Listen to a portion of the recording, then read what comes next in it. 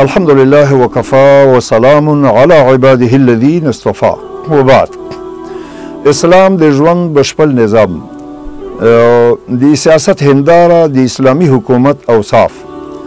اسلامي حکومت هغه ده چې په رعیت باندې زړهسواند وي، د خلکو ترمنځ عدالت کوي، د عامه مالونو بیت المال څخه ځان ساتي او د هغه په مصرف کولو کې له اقتصاد څخه کار اخلي.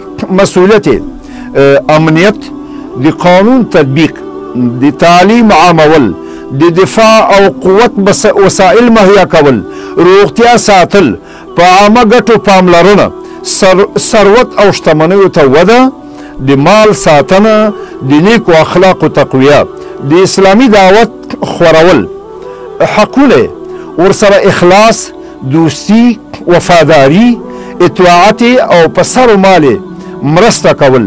کله چې په مسؤلیتونو کې قصور کوي نصیحت او لارښوونه ورته کول. که بیا هم اصلاح نسي نو بیا یې ایسته کول دي.